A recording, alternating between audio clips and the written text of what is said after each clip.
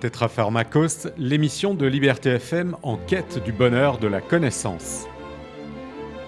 Bonjour à toutes et à tous. C'est toujours avec le même plaisir que je vous retrouve et tout spécialement aujourd'hui puisque c'est notre 50e épisode, un épisode particulièrement coloré. Car nous vous proposons de regarder l'Antiquité grecque avec un regard neuf, ou peut-être faudrait-il dire avec des yeux enfin débarrassés de l'un des plus tenaces préjugés de notre modernité. Lorsque nous pensons à la Grèce antique, une image s'impose presque immédiatement, celle de temples de marbres immaculés, de statues d'une blancheur parfaite, d'une civilisation qui aurait élevé la pureté de la pierre au rang d'idéal esthétique. Cette vision est si profondément ancrée dans notre imaginaire qu'elle semble aller de soi. Pourtant, elle est largement une construction moderne. Les Grecs vivaient dans un monde de couleurs, les temples étaient peints, parfois de manière éclatante, les statues recevaient des pigments, des dorures, des incrustations, les sanctuaires, les maisons, les objets du quotidien formaient un paysage visuel d'une richesse que l'érosion du temps a presque entièrement effacé. Ce que nous admirons aujourd'hui comme un marbre nu est souvent le squelette décoloré d'œuvres qui furent autrefois vibrantes. Comment cette mémoire des couleurs s'est-elle perdue? Pourquoi avons-nous fini par identifier la civilisation grecque à la blancheur du marbre? Et que révèle cette transformation de notre propre rapport à l'Antiquité? C'est ce que nous allons voir aujourd'hui. Depuis plusieurs décennies, les découvertes archéologiques et les analyses scientifiques racontent une toute autre histoire. Grâce à l'observation minutieuse des vestiges, à la lumière ultraviolette, à la spectrométrie ou encore à la reconstitution numérique, les couleurs réapparaissent peu à peu, bouleversant notre perception de l'art grec et avec elle notre compréhension de toute une civilisation. Pour nous guider dans cette redécouverte, j'ai le plaisir d'être avec Philippe Jocquet. Monsieur Jocquet, bonjour. Bonjour. Et merci beaucoup d'avoir accepté mon invitation. Vous êtes professeur d'histoire de l'art et d'archéologie du monde grec et directeur de l'équipe archéologie des mondes grecs à l'université Paris-Nanterre. Vous avez été membre de l'école française d'Athènes. Vos travaux ont largement contribué à déconstruire cette illusion de la Grèce immaculée. Vos domaines de recherche sont l'histoire et l'archéologie de la couleur en Grèce ancienne, technique, artisanat, économie, idéologie antique et réception moderne, intelligence artificielle et archéologie classique, application à l'étude de la plastique grecque, recherche sur le décor sculpté de l'Atolos de Delphes, l'artisanat de la pierre en Grèce ancienne, ateliers et techniques, styles et sociétés. Vos travaux font l'objet d'une édition numérique en ligne. Parmi vos ouvrages, on peut citer La Grèce antique, idées reçues, édité au Cavalier Bleu en 2005. Dans la même collection, L'archéologie sortie en 2008, puis L'archéologie parue chez Belin en 2013. Vous avez collaboré au volume Le monde grec antique aux éditions Hachette en 2018. Vous avez dirigé l'ouvrage Les arts de la couleur en Grèce ancienne et ailleurs, approche interdisciplinaire, édité par l'École française d'Athènes en 2018. Le mythe de la Grèce blanche, dont la troisième édition est sortie en 2025 chez Humensis dans la collection Atlas. Et en septembre prochain paraîtra aux presses universitaires de Nanterre dans la collection Les passés dans le présent, le livre que vous avez co-dirigé avec Romain Thomas, La carnation des patrimoines, une histoire des couleurs. Alors entrons dans le vif du sujet. Dans votre livre, Le mythe de la Grèce blanche, vous écrivez: les couleurs semblent avoir joué un rôle décisif à l'origine des cités-États, notamment dans leurs relations entre les hommes et les dieux. Pouvez-vous nous expliquer en quoi? Bien, écoutez, tout d'abord, je voudrais vous remercier de votre très très aimable invitation. Et effectivement, je crois que l'on peut dire, sans nous tromper beaucoup, que les couleurs sont vraiment à l'origine de la cité-État, de la police. Pourquoi? Parce que la cité entretient une relation donc privilégiée avec une divinité en particulier, et que la meilleure façon d'entretenir cette relation, c'est-à-dire de s'attacher à la fois à la protection d'une divinité tout en s'assurant qu'elle va rester à bonne distance, c'est de lui offrir le bon éclat des offrandes qu'on lui dédie, qu'on lui consacre, le bon éclat des couleurs, du bronze, des alliages qu'on peut réaliser en sa faveur.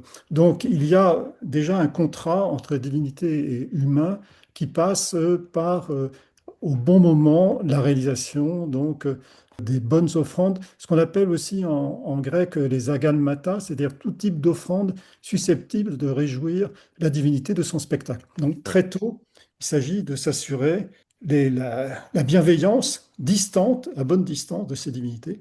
Et pour cela, il faut réaliser des offrandes en dur, naturellement le sacrifice avant tout, mais également des offrandes en dur, Mhm. plus l'image cultuelle de la divinité qui vous protège. Et là, les couleurs, les traitements, les œuvres en métal, en or, en bronze, naturellement, sont évidemment fondamentales. Et on en a l'attestation très tôt, dès les premiers temps de la cité grecque, dès le 8e, dès le 9e, dès le 8e siècle avant notre ère. D'accord, donc dès la période archaïque en fait. C'est ça, hein. Dès le tout premier temps de la cité, dès que la cité également reprend l'écriture, enfin Oui. réapprend l'écriture et tout ce qui va faire effectivement le cœur de la cité. Très bien. Alors, dites-nous à quoi ressemblaient ces statues des divinités déjà. Comment Alors, les... tout dépend de l'époque à laquelle nous nous situons, Oui, hein. c'est vrai. Donc, en réalité, très vite, elles ont, comme les divinités ont quand même vocation anthropomorphe et que les dieux, enfin les divinités sont à l'image des êtres humains, elles prennent très vite, malgré tout, une forme humaine. Et par conséquent, qu'elles soient hommes ou femmes, elles vont, donc, il s'agisse d'Apollon, de Leto, je pense notamment aux toutes premières attestations que nous Oui. avons, elles vont avoir des caractéristiques qui sont celles d'un homme, d'une femme, avec donc des vêtements ou des nudités qui sont associées.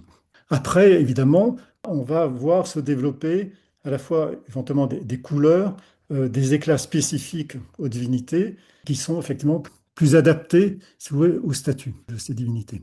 Alors, vous distinguez les statues de culte et les statues représentant les dieux parmi les hommes. Oui, alors les statues de culte, c'est ce que je disais en commençant, en fait, elles jouent un rôle tout à fait particulier puisqu'elles ont vraiment pour fonction donc d'assurer ce lien. Donc il faut qu'elles soient donc les plus efficaces possibles, les plus efficientes possibles. Donc étant cultuelles, on va les réaliser dans les matériaux les plus précieux. Donc ça va être l'or d'abord. Évidemment, elles sont perdues. Pour nous, ça va être aussi l'argent, mais elles sont également perdues pour nous. Ça va être aussi évidemment les alliages cuivreux, donc ce que nous appelons nous le bronze. Elles Mhm. sont de dimension, dans un premier temps, infranaturelle, puis naturelle, puis supranaturelle, en fonction des techniques qui sont disponibles. Donc progressivement, on va voir s'affirmer donc à travers des savoir-faire qui vont être développés spécifiquement pour cela, des réalisations qui sont spécifiquement dédiées à ces statuts de culte. Oui. Alors, par ailleurs, vous avez d'autres types de représentations qui ne sont pas spécifiquement cultuelles, mais qui peuvent être des offrandes qui peuvent représenter les divinités elles-mêmes, mais qui ont une vocation votive et non pas cultuelle, c'est-à-dire installées dans un temple qui représente leur maison, si je puis dire, spécifique.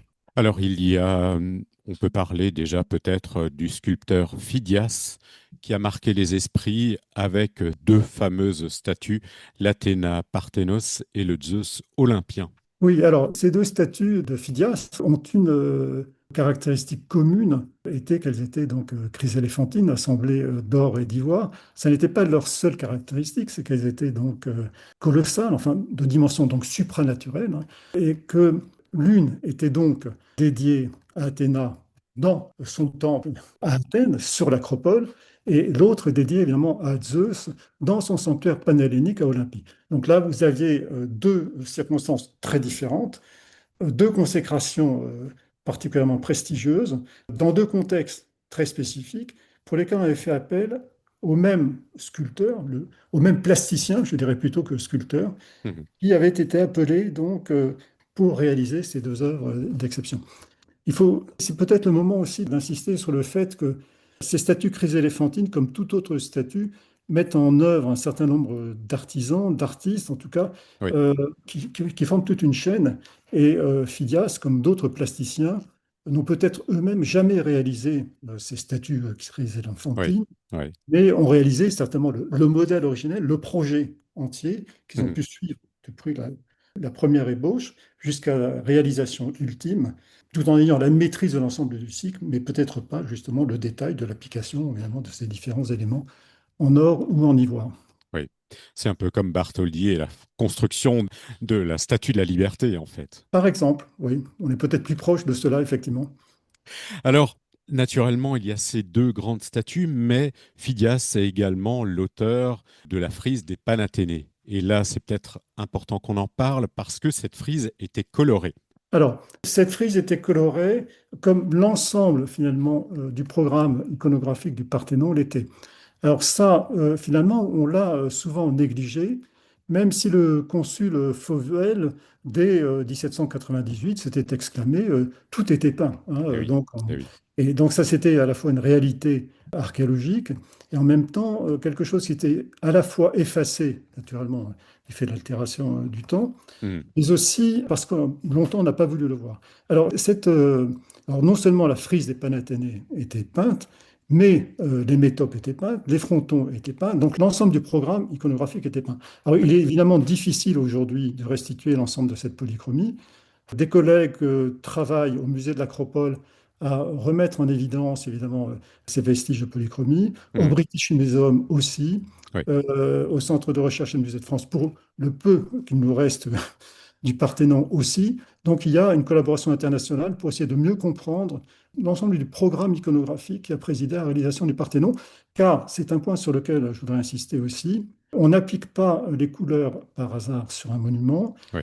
C'est toujours le résultat d'un projet global qui prend son origine, j'allais dire, dès l'origine même de la conception. C'est pour ça que je parlais de Phidias à l'instant. Oui. C'est-à-dire que Phidias avait déjà en tête, pour la frise des Panathénées, peut-être plus encore que pour la statue chryséléphantine, Eh il oui. avait en tête le moment final de l'application des couleurs, de la bonne palette, des bonnes nuances qui seraient appliquées au moment où la frise serait mise en place sur le monument.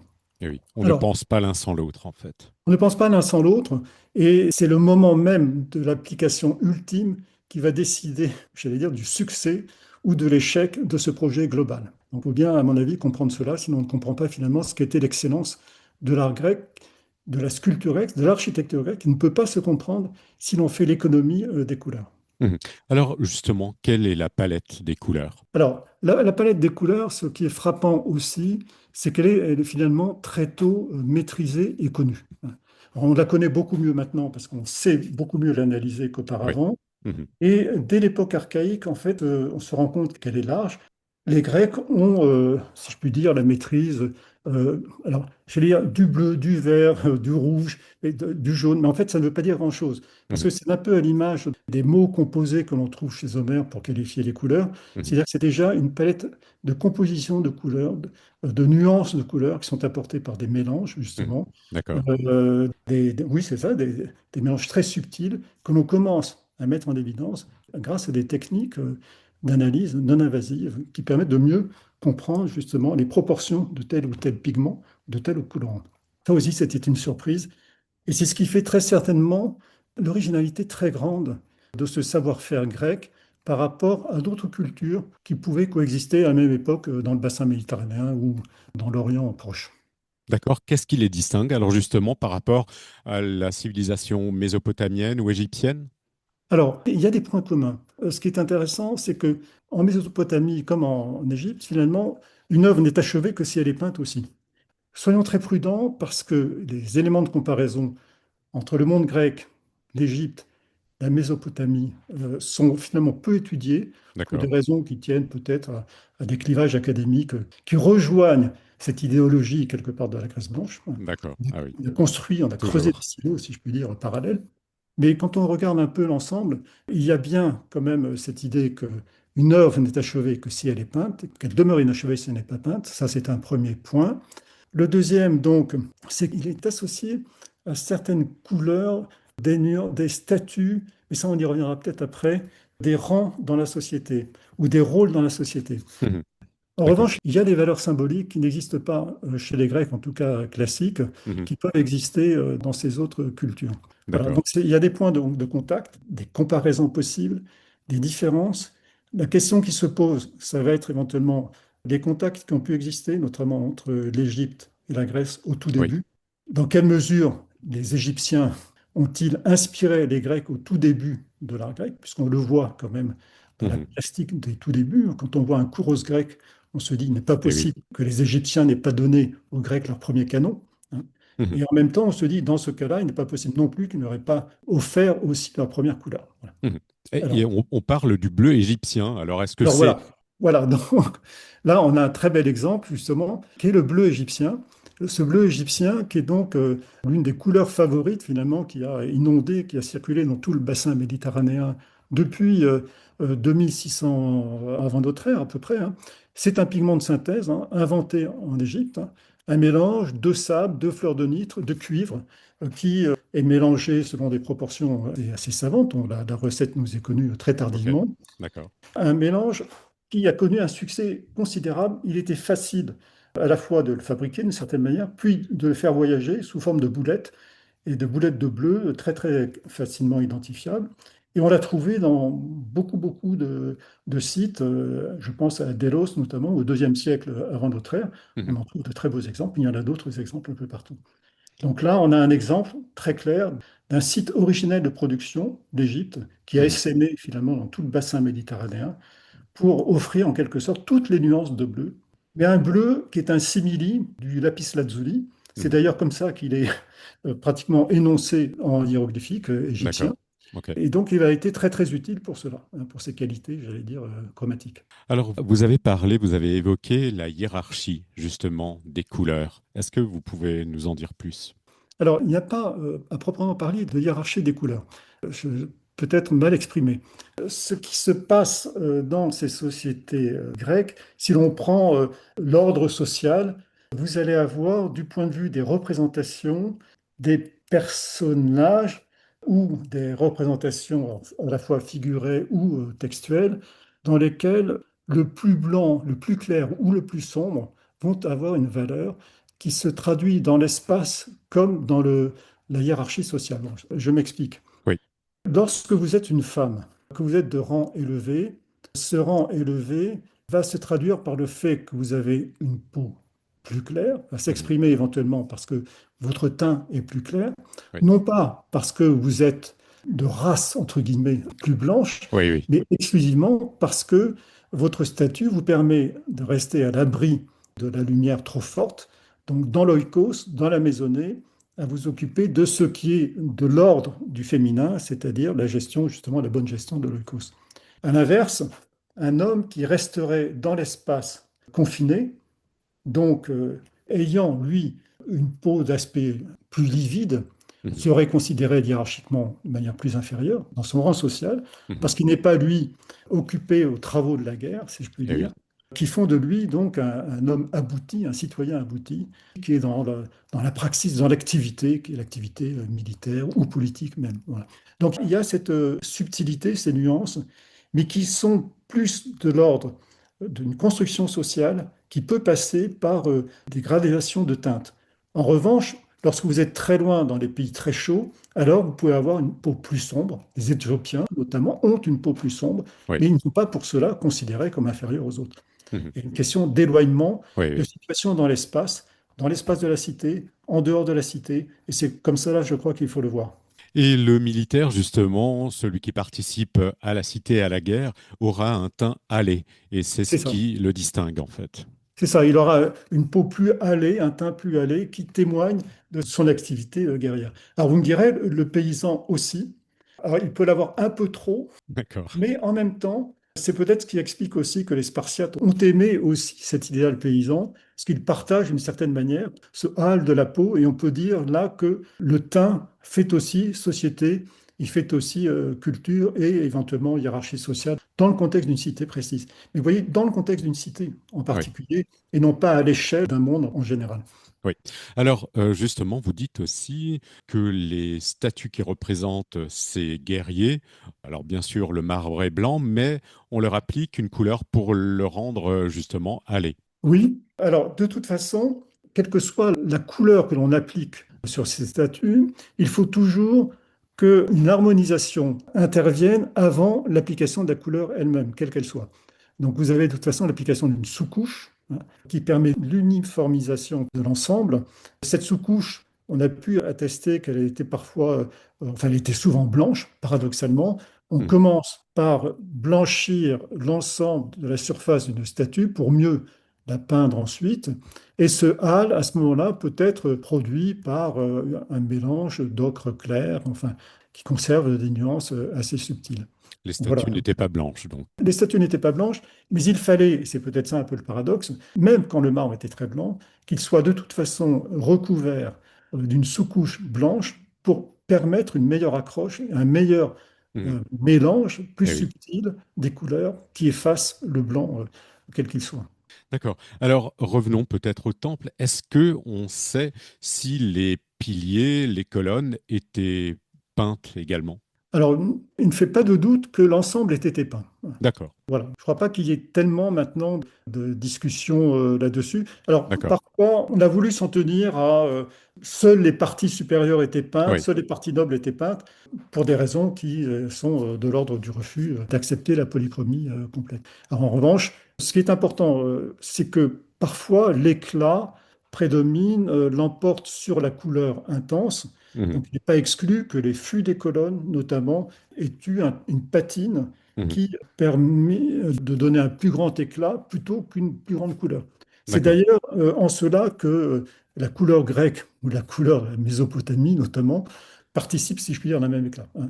Il y a une même volonté de faire éclat. Plaire aux dieux, Oui, oui. c'est offrir un même éclat. Donc là, il y avait d'ailleurs un point commun très intéressant D'accord. qui transparaît sans doute aussi dans les temples. D'accord. Et qu'en est-il des demeures, alors, des citoyens? Est-ce qu'il y avait également de la couleur? Est-ce qu'on connaît l'intérieur? Alors, l'intérieur des maisons, des demeures, vous avez raison d'employer le mot demeure parce que dans la demeure, dans le champ sémantique de demeure, on a quand même l'idée d'une belle demeure. En revanche, pour la maison modeste, Oui. nous n'avons pas d'attestation, d'autant plus que l'habitat modeste, nous en savons très peu. Nous savons qu'il était très modeste et Eh donc oui. il en reste très peu de vestiges. En revanche, à partir du IVe siècle, les belles maisons comportent déjà un programme, un décor assez subtil. Alors, je pense notamment aux maisons d'Érythrée en Eubée, là, qui sont notamment la maison dite aux mosaïques, donc du IVe siècle avant notre ère, qui présente de très belles mosaïques de galets polychromes, placées dans l'oikos, donc la pièce de réception de la maison, dans Mhm. l'androne, dans laquelle se réunissaient donc les hommes pour le symposion, et qui témoignent déjà là d'un souci de décorer de manière assez spectaculaire donc ces pièces de réception. Il y avait également, d'ailleurs, à Érythrée, on l'a vu aussi, quelques éléments d'applique, de mobilier polychrome en applique. Je pense notamment à un gorgonéon peint et doré, sur lequel je travaille avec un collègue actuellement, Pierre Ducret, D'accord. qui devait être appliqué donc sur des murs de cette maison. Est-ce qu'il y avait des fresques déjà? Alors, peinture à fresque, certainement. Alors, je voudrais simplement revenir sur un point, parce Oui. que je parlais là du IVe siècle, mais après, ça s'emballe, si je puis dire. Et donc, le décor des grandes maisons va aller s'accentuant, et la grande référence qu'il ne faut pas oublier, c'est évidemment Délos, au second, premier siècle avant notre ère. Donc, Mhm. Délos, on le connaît comme grand sanctuaire consacré à Apollon, Oui. Thémis, mais c'est évidemment, comme vous le savez, une grande ville de grands commerçants riches, nouveaux riches très souvent, et qui ont eu à cœur de décorer leur maison de la manière la plus éclatante qui soit. Mhm. Parfois, on a l'impression qu'ils ont décoré leur maison à l'intérieur comme on décorait un temple à l'extérieur. C'est-à-dire qu'ils ont intériorisé, ils ont sacralisé leur intérieur comme on OK. sacralisait finalement un temple. Donc, D'accord. et là, ces décors, ils sont absolument splendides parce que ils sont à la fois pariétaux. Donc là, on a pu peindre à fresque, justement. Mhm. Mhm. Ce sont des mosaïques aussi. D'accord. Donc, il y a également d'autres éléments qui sont des éléments sculptés, ce qu'on appelle une sculpture d'appartement, ce qui n'a pas beaucoup de sens, mais qui sont donc des sculptures en rond de bosse, polychromes. On a beaucoup travaillé sur cette polychromie de la sculpture hellénistique à Délos, qui présente de très riches restes. Et là, ce que l'on voit aussi, c'est l'application d'un programme iconographique dont on a parfois la trace pour quelques maisons, qui montre que un décorateur, en quelque sorte, est venu, un architecte, mais au sens le plus large du terme, qui a la Mhm. maîtrise de l'ensemble du protocole de décor, qui a permis justement une bonne organisation du décor, du schéma chromatique, hein, à l'échelle d'une pièce, de l'ensemble des pièces, en tenant compte aussi, donc en scénographiant, en scénarisant Mhm. l'ensemble de ces couleurs. Ça, je crois que c'est très très important et on voit cette bascule, mais il fallait beaucoup d'argent et Delos, qui s'est enrichi du Oui. commerce, devenu port franc, avait les moyens de le faire. D'accord. Alors revenons peut-être aux vêtements. Les tissus jouent un rôle important également, ce que vous dites dans votre livre. Oui, alors les tissus, autant que nous le sachions, alors là je parle sur les représentations que nous en avons, Oui. hein, puisque alors, nous conservons malgré tout quelques vestiges de tissus antiques. Nous en connaissons en tout cas aussi les vestiges matériels à travers Mhm. notamment les métiers à tisser.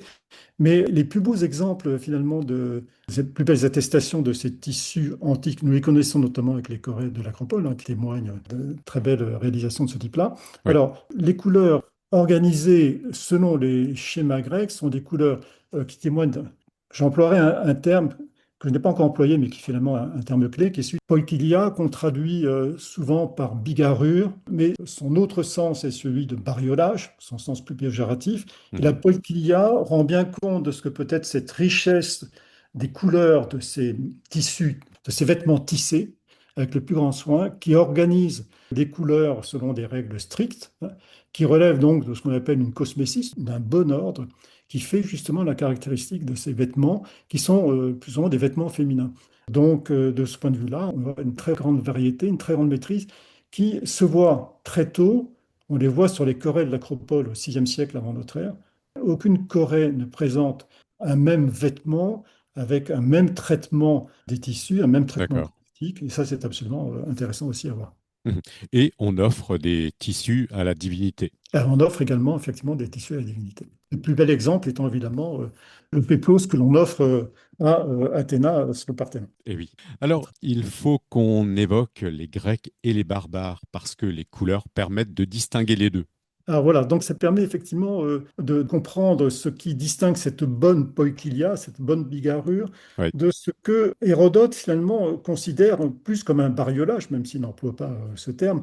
C'est-à-dire que lorsque Hérodote, l'historien, l'enquêteur, hein, pour reprendre la définition d'historien des Oui. guerres médiques, décrit finalement ces barbares, non seulement ils ne parlent pas bien le grec, ils bredouillent en quelque sorte le grec, mais ils bredouillent en quelque sorte les couleurs, ou en tout cas ils les emploient d'une manière désordonnée, hein.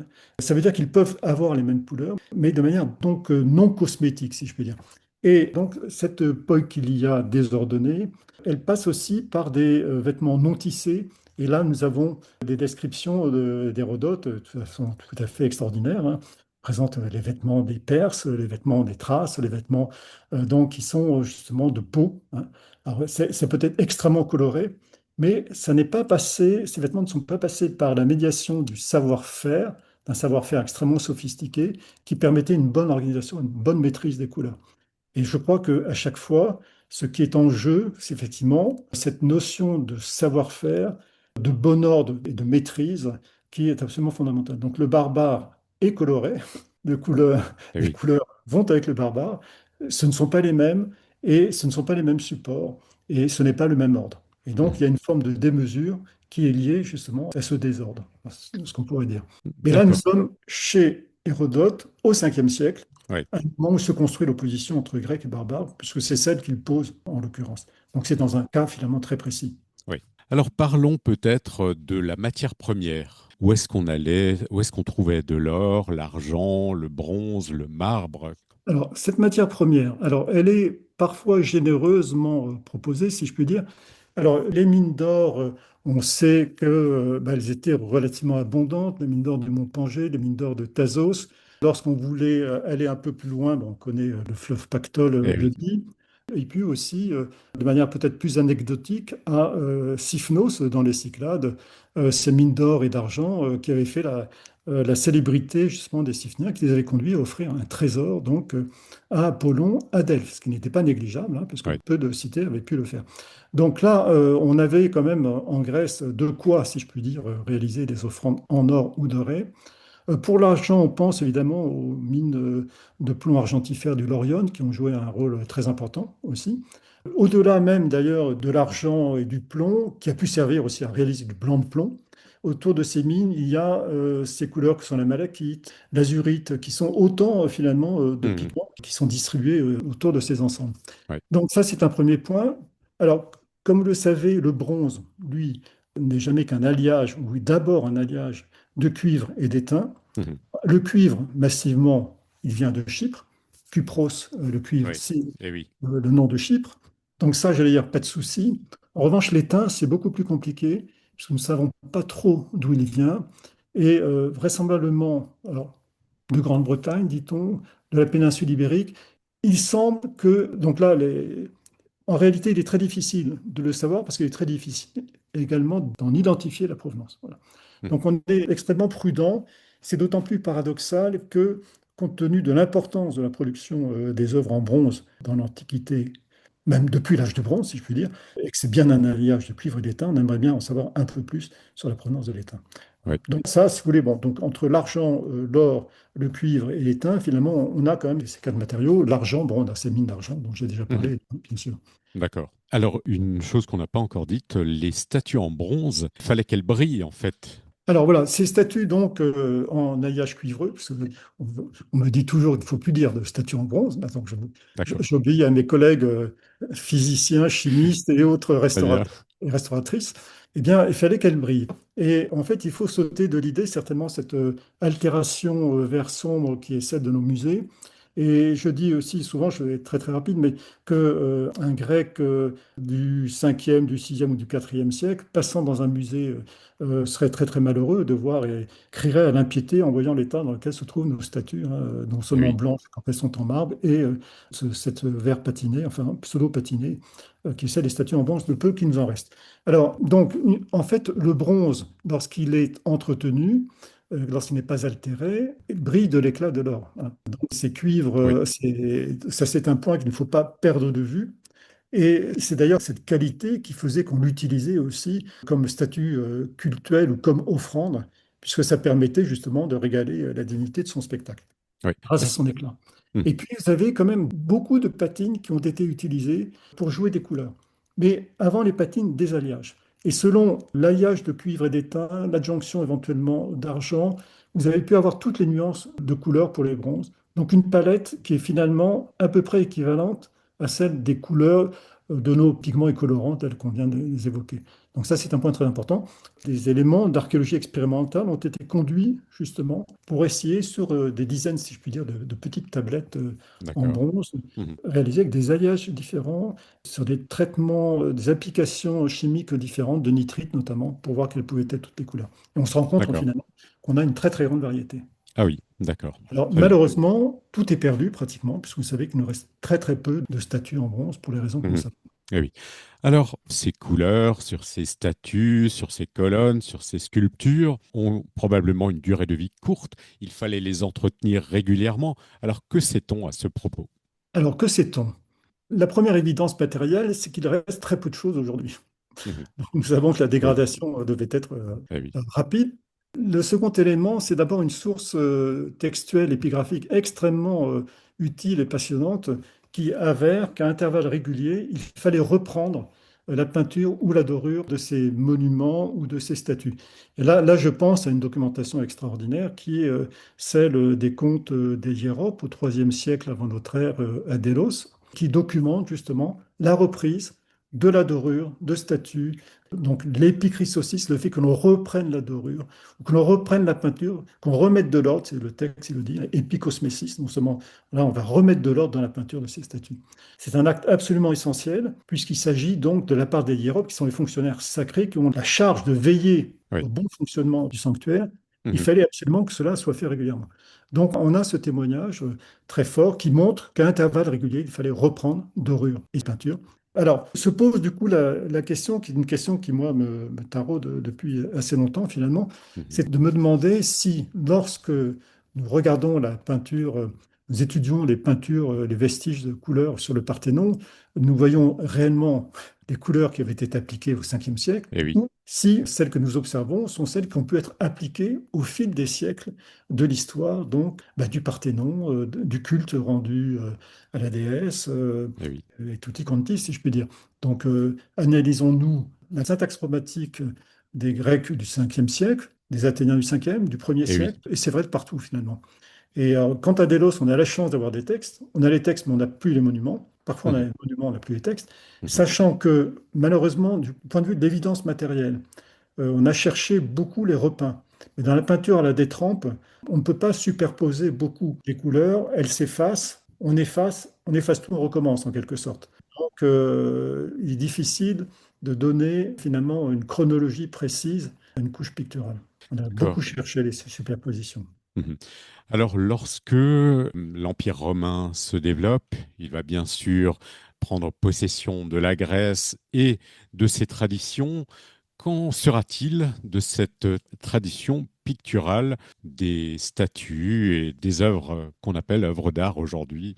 Alors, c'est une question, vous avez raison de poser cette question, c'est une question difficile. Parce qu'il est assuré que les Romains s'inscrivent dans la tradition grecque, ne serait-ce que parce qu'ils ont pillé les sanctuaires grecs, hein, Eh oui. qu'ils les ont vidés très tôt, parfois on l'oublie, hein, donc ça c'est un premier point.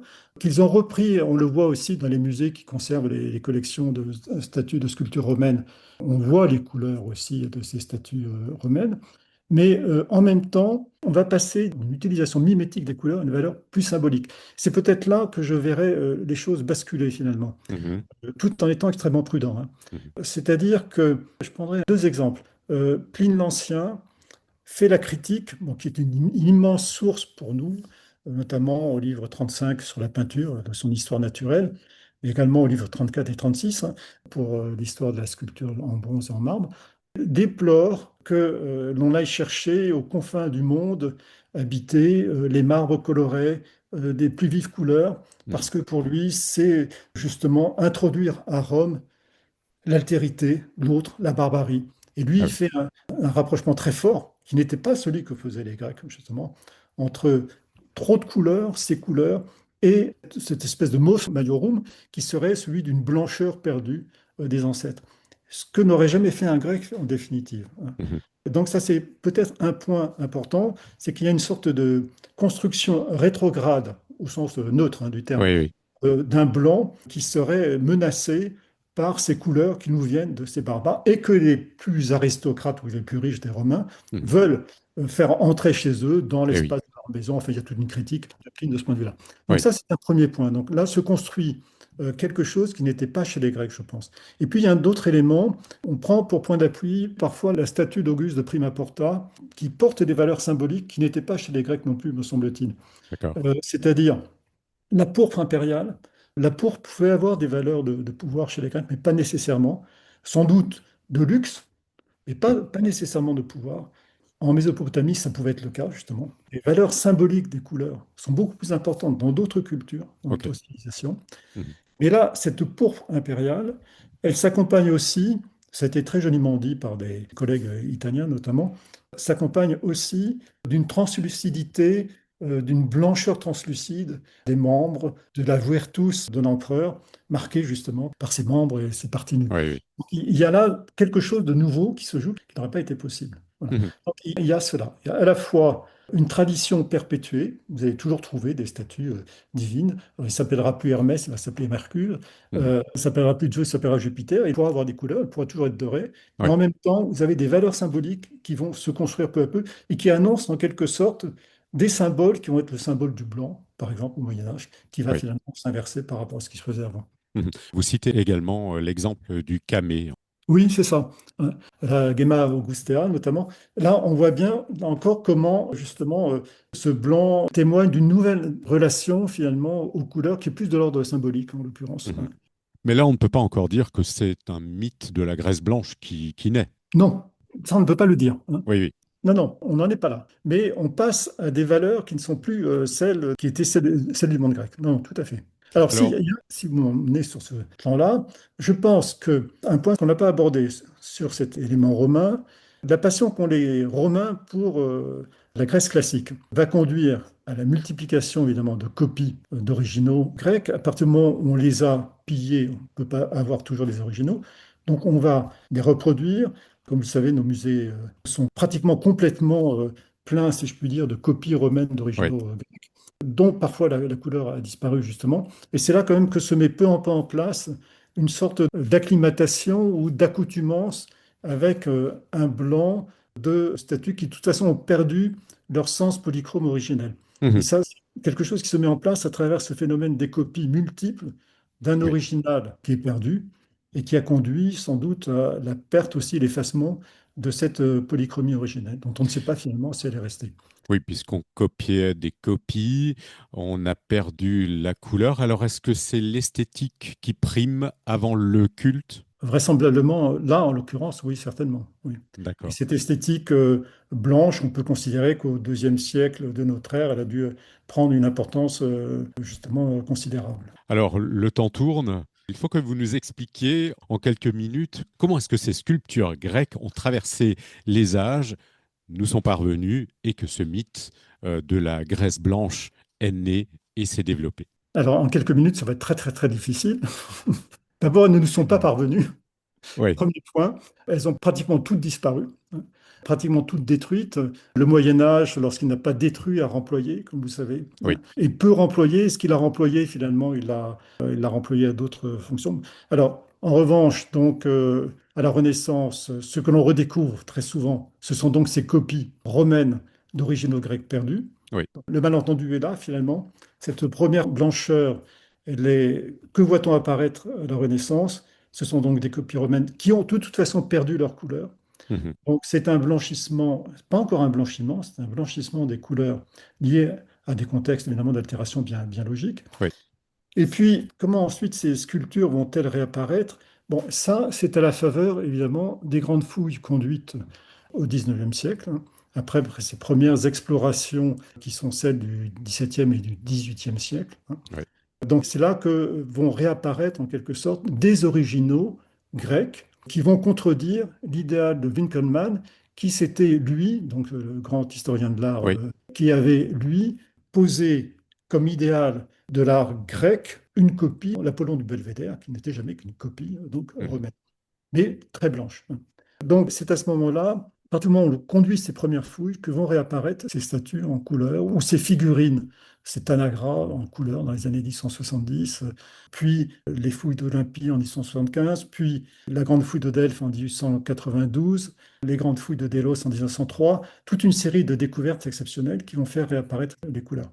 La découverte des coraux de l'Acropole dans les années 1880 a été un moment exceptionnel puisqu'elle a fait surgir, donc ressurgir, une magnifique collection de statues féminines polychromes archaïques qui avaient le mauvais goût de ressembler à des Chinoises, malheureusement, comme on a Ah, dit parfois. Elles étaient trop fardées, a-t-on dit, elles étaient trop polychromes, et par conséquent, là, évidemment, ça gênait tout le monde. Mais c'est à ce moment-là que se met en place ce que j'appelle parfois le paradoxe du Parthénon, c'est-à-dire qu'à mesure que l'on redécouvre ces couleurs, couleurs mhm. du Parthénon, Oui, couleurs toutes les statues qui sortent de terre, eh oui. eh bien, on les nie. Là, c'est, j'allais dire, une sorte de blanchissement. Là. Mhm. C'est-à-dire qu'on les nie. On ne les nie pas au sens où on reconnaît leur Oui, oui, existence, mais on les oublie ou on fait en sorte de ne pas les mettre en avant. Juste un point là-dessus. oui. 1892, le trésor des Siphniens à Delphes, magnifique trésor archaïque, petit monument archaïque, parfaitement bien conservé. Il faut aller à Delphes en voir les vestiges, une frise Mhm. ionique splendide. Mhm. Donc, l'inventeur du monument, Perdrizet, fait une description pratiquement en larmes de la beauté des couleurs qu'il voit apparaître au moment où il le fouille. OK. Au moment de l'exposition universelle de 1900, que produit-on? C'est un moulage blanc, spectaculairement blanc, de l'ensemble du trésor. Ah oui. Parce que ce qui est important à ce moment-là, c'est évidemment non pas de montrer les couleurs du trésor, mais de montrer qu'on a exhumé de manière spectaculaire un monument, et ce monument ne peut être que blanc. Voilà. Mhm. Et donc, ça sera toujours cette tension entre une évidence matérielle archéologique des couleurs et l'exploitation que l'on veut en faire ou ne pas en faire. Eh Et oui. ça sera toujours avec des impératifs. Pourquoi l'exposition universelle? Parce qu'il faut que les Français montrent aux yeux du monde entier, si je peux dire, Mhm. face aux Allemands, que l'on a produit du vestige grec, qu'on a sorti, ressuscité finalement, Mhm. plus vite que les autres, un monument qui valait la peine de le faire. Et peu Mhm. importe les couleurs en l'occurrence. Oui. Alors après, il y aura des considérations politiques également avec la fin de la domination ottomane en 1830. On évacue tout ce qui est bariolé et qui représente l'envahisseur, en fait. Alors voilà, donc ça c'est un point aussi, si on revient un petit peu en arrière, effectivement, ça c'est un point de tension très intéressant, vous avez raison de revenir sur ce point-là, parce que c'est à ce moment-là qu'on va nettoyer en quelque sorte, c'est le terme même, katharevousa, le terme qui en grec désigne cette langue qu'on va purifier, de même qu'on va purifier la langue grecque de ses impuretés qui Oui. sont liées aux apports successifs des occupations successives. on va nettoyer aussi l'acropole, puis d'autres monuments de leurs apports successifs, des couleurs successives, des monuments successifs. Mhm. Et donc blanchir en quelque sorte cette mémoire polychrome qui avait été justement donc une superposition aussi d'histoire. Donc là, on a réellement, pour le coup, un blanchissement, cette fois, de mémoire polychrome Mhm. qui apparaît. C'est aussi ce paradoxe, ces nations européennes, pour se réapproprier en quelque sorte cet héritage grec antique, il Mhm. faut que cela passe par un Ah oui. blanchiment de mémoire. Oui. Mhm. Alors, expliquez-nous aujourd'hui comment est-ce qu'on redécouvre ces couleurs justement avec les techniques modernes. Alors, ces techniques modernes, fort heureusement, on a connu une accélération très très rapide ces dernières années. D'abord, premier point, elles sont non destructives, ce qui est absolument capital, non invasive, donc, parce que sinon nous ne pourrions conduire aucune analyse de ce type-là. Mhm. Donc, quelles sont-elles? La première caractéristique, c'est qu'elles nous permettent aujourd'hui de couvrir, de procéder à une prospection générale d'une surface pour déceler l'existence ou non de couleurs. Alors, Ouais, pour cela, nous disposons aujourd'hui de deux grandes catégories de techniques, l'imagerie hyperspectrale et l'imagerie multispectrale. d'accord. Alors, l'imagerie hyperspectrale, c'est certainement la technique la plus spectaculaire pour nous, c'est-à-dire elle permet, avec une caméra donc, absolument spécifique, de Mhm. caractériser les éléments rentrant dans la composition des pigments, hein, des colorants, appliqués donc sur une surface, sur des plages importantes, permettant donc une lecture quasi immédiate des éléments rentrant donc dans la composition de ces pigments et de leur proportion sur les surfaces. C'est-à-dire que nous avons à la fois donc l'identification des pigments, des colorants, nous avons également la proportion des mélanges, leur proportion, c'est-à-dire une Oui. idée de leur mélange. Mhm. Et ça, c'est important parce que nous retrouvons donc ce que nous n'avions pas auparavant avec d'autres techniques telles que la fluorescence de rayons X. Nous avons immédiatement, sous nos yeux, pratiquement le geste du peintre, d'approcher la meilleure nuance de couleur Ah oui. par le meilleur mélange, justement, de pigments. J'insiste sur ce point parce que ça rejoint deux notions clés qui sont d'une part le terme de chrasis en grec, qui est justement le mélange, et la bonne peinture, c'est celle qui procède au bon mélange, de même que le bon vin en grec, donc, qui aujourd'hui se dit crassis d'ailleurs en grec moderne, c'est celui qui fait le bon mélange, hein, entre le vin, l'eau, les aromates. Et puis la bonne peinture, c'est celle qui fait le bon mélange. Et puis ce qui est important aussi, c'est alors un deuxième élément, c'est l'imagerie multispectrale. Mhm. Alors, l'imagerie multispectrale, en revanche, c'est un ensemble de techniques d'imagerie qui ne renvoient pas d'une caractérisation physico-chimique des éléments, mais qui permettent de mettre en évidence tel ou tel pigment.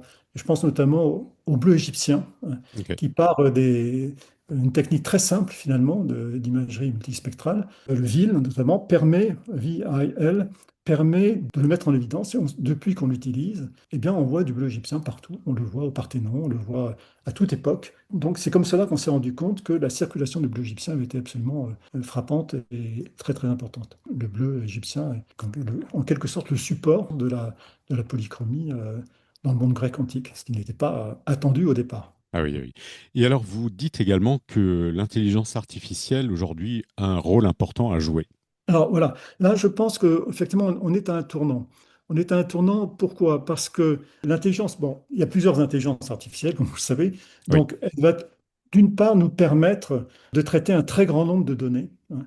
Ça c'est un point, en nous permettant d'accéder très vite à l'ensemble des données de corpus et donc de constituer un corpus sur la base de la réunion de ces corpus, qui soit d'évidence matérielle, d'évidence textuelle, de bibliographie, donc ça c'est déjà un point très important, mais surtout par des applications spécifiques de traitement d'images, de segmentation d'images, de mieux comprendre, comme je disais avec l'imagerie hyperspectrale, comment telle ou telle disposition que nous observons de telle ou telle couleur à la surface d'une peinture ou de je ne sais quel autre traitement de surface, comment c'était organisé, comment on peut en trouver des parallèles, quelle est la probabilité que l'on puisse restituer à partir d'un corpus d'exemples un autre élément possible. Autre point qui est intéressant pour nous, c'est donc d'essayer de retrouver les gestes eux-mêmes à l'aide de cette intelligence artificielle, enfin, de ces applications d'intelligence oui. artificielle qu'il faut sans doute aussi développer, hein. Mhm. Je D'accord. répète, hein, on est dans l'ordre du développement qui permettent là encore de mieux comprendre quels pouvaient être les gestes appliqués, justement. Et alors là, c'est là qu'on voit réapparaître l'archéologie expérimentale, puisqu'on peut à ce moment-là faire un apprentissage, du deep learning, si je peux dire, en Mhm. permettant donc un apprentissage profond en s'enregistrant soi-même, si je puis dire, en train d'appliquer selon certaines techniques vues grâce à d'autres applications d'intelligence artificielle ces éléments. Enfin voilà, donc il y a énormément de perspectives qui vont permettre certainement d'aller beaucoup plus loin qu'on ne pouvait jusqu'à maintenant. C'est vraiment la nouvelle frontière, qui D'accord, est équivalente à la frontière qui était celle des techniques de caractérisation. C'est un nouveau palier, c'est évident, hein. d'accord. Alors aujourd'hui, on voit parfois des expositions circuler avec des reconstitutions. Qu'est-ce que vous en pensez? Est-ce que ça donne une image véritable de ce qu'étaient ces statues à l'époque? Alors, oui et non. Alors, l'intérêt, si vous voulez, de ces expositions, je pense qu'on pense à peu près à la même, hein, Gott in Oui, Color ou Bunte pour reprendre oui. donc, de l'un de mes collègues, Vincent Brinkman. Donc, elles ont un intérêt, c'est de rappeler effectivement que cette Grèce était polychrome. Voilà. Mhm. Et que tout était peint. Voilà. Donc, Fauvel avait raison, et évidemment, Vincent Brinkman nous rappelle que Fauvel avait raison. Et Oui, en cela, je le remercie chaleureusement. Après, souvent, les gens qui sortent de cette exposition disent, c'est kitsch, si c'était comme ça, il valait mieux que ce ne soit pas peint. Et finalement, on arrive à la conclusion qu'il valait mieux que la Grèce fût blanche. Bon, mais oui, non, oui. elle ne l'était pas. Alors, je pense que les grands aplats de couleurs qui caractérisent ces restitutions sont sujets à discussion, puisque tout montre à l'inverse, et notamment avec cette technique que je viens d'évoquer, d'imagerie hyperspectrale ou d'imagerie multispectrale, que les nuances que l'on observait déjà sont beaucoup plus importantes qu'on ne le pensait jusqu'à maintenant. Oui. Par conséquent, on ne peut pas restituer des grands aplats de couleurs comme ça. Mhm. Du Oui, bleu, du rouge, des grandes plages. Non, ça marche pas. Ça marche peut-être en Mésopotamie, ça marche peut-être en Égypte. Ça ne fonctionne pas chez les Grecs, c'est sûr. Ça, c'est un premier point. Après, je crois que ce qui est très important aussi de montrer, c'est que ces sculptures qui se promènent, je vais dire, individuellement, ratent leur objet, leur finalité, c'est-à-dire qu'elles étaient à l'origine, qu'elles fussent en ronde bosse ou en relief, oui, de toute façon, toujours pensées dans un contexte dès le projet initial. C'est ce que je oui. disais en parlant, puisque vous m'aviez interrogé sur Phidias, en parlant de Phidias qui Mhm. est un architectone, mais c'est parce que c'est à la fois un architecte, un peintre et un sculpteur. Oui, Et donc, lorsqu'on présente, qu'on balade, si je peux dire vulgairement, ces sculptures comme ça, les unes après les oui, autres, oui, finalement, on ne comprend plus rien. Or, ce que permet aujourd'hui justement la représentation numérique 3D, la modélisation oui. numérique 3D, c'est de replacer dans leur contexte ces statues en Mhm. leur redonnant leur couleur, les nuances de leur couleur, et de comprendre comment justement chacun de ces objets était, donc, je répète mes phrases de tout à l'heure, scénarisé et scénographié. Je crois que Oui. c'est ça qui est fondamental. Et Mhm. toujours en écho les uns par rapport aux autres. Donc Oui. je dirais, pour répondre à votre question, oui, non, sans doute pas. Voilà. D'accord. Ça permet de faire progresser l'idée que la Grèce était colorisée, mais pas, peut-être pas comme ça. Alors, le cinéma est un média grand public qui donne une certaine image de la Grèce. Est-ce que dans les films, il y a un effort de fait dans ce sens pour essayer de coloriser les temples, les statues, les monuments? Je ne sais pas si finalement c'est dans les films maintenant qu'il faut voir l'évolution, qu'il faut porter le regard.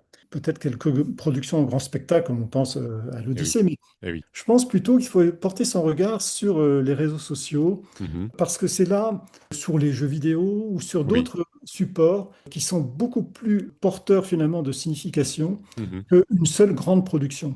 Parce que ça circule, si je puis dire, sur Oui. un public beaucoup plus large, beaucoup plus varié, qui Mhm. va pouvoir y revenir très souvent de manière beaucoup plus plastique. Et on voit dans ces circonstances que les modèles numériques eux-mêmes évoluent, que les couleurs, on retrouve les mêmes problématiques, c'est-à-dire que les couleurs sont limitées parfois à certains ensembles, parfois beaucoup plus larges, souvent fantaisistes, reprenant certains ensembles, certains éléments à d'autres, Mhm. mais il y a un champ de recherche immense pour comprendre pourquoi aujourd'hui on va repeindre le Parthénon d'une certaine façon, parfois d'une autre, parce qu'il y a un imaginaire magnifique qui Oui. n'est pas celui d'un grand réalisateur finalement, Mhm. parce que c'est des imaginaires multiples qui s'enchevêtrent dans un espace magnifique qui est celui des réseaux sociaux. Voilà, je dirais que l'avenir, il est là, il n'est pas tellement dans le grand spectacle d'un film d'un grand spectacle. Voilà. D'accord, parfait. Eh bien, c'est sur ces mots que nous allons conclure ce 50e épisode de Tétrapharmakos. Merci beaucoup, Monsieur Joquet, d'avoir répondu à mes questions et d'avoir partagé avec nous vos connaissances et vos réflexions sur ce sujet aussi fascinant que déroutant. Si cette conversation, chers auditeurs, chères auditrices, vous a donné envie d'aller plus loin, Eh bien, je ne peux que vous recommander la lecture de l'ouvrage de mon invité, Le mythe de la graisse blanche, qui revient avec beaucoup de rigueur et de clarté sur cette longue histoire des couleurs oubliées de l'Antiquité grecque. Et comme il s'agit de notre 50e épisode, j'ai le plaisir de vous annoncer que le jeu concours TetraSup sera publié dans la journée. Vous pourrez tenter de remporter une vingtaine de livres généreusement offerts par plusieurs des maisons d'édition qui ont publié les ouvrages de mes invités. Cet épisode marque également la fin de la saison de Tétrapharmakos. J'espère sincèrement qu'elle vous aura plu, qu'elle aura nourri votre curiosité et peut-être changé votre regard sur quelques grandes questions philosophiques, historiques ou scientifiques. Merci à vous, chers auditeurs, chères auditrices, qui nous écoutez fidèlement et partagez ces épisodes. Rassurez-vous, Tétrapharmakos sera de retour dès le 8 septembre. Nous ouvrirons cette nouvelle saison en compagnie d'Olivier Géranian, docteur en philosophie de l'Université Paris 1 Panthéon-Sorbonne. Nous parlerons de son dernier ouvrage paru aux Belles Lettres, Tout arrive par le destin, étude sur le fatalisme stoïcien. Une belle occasion de revenir sur une question aussi ancienne qu'actuelle. Sommes-nous véritablement libres ou tout est-il déjà écrit? D'ici là, je vous souhaite un très bel été rempli de lectures, de découvertes, de repos et pourquoi pas de quelques nouvelles couleurs pour regarder le monde. N'oubliez pas, Tétrapharmakos, c'est comprendre et s'en réjouir. Merci beaucoup, Monsieur Jocquet. Et Merci à vous, merci infiniment.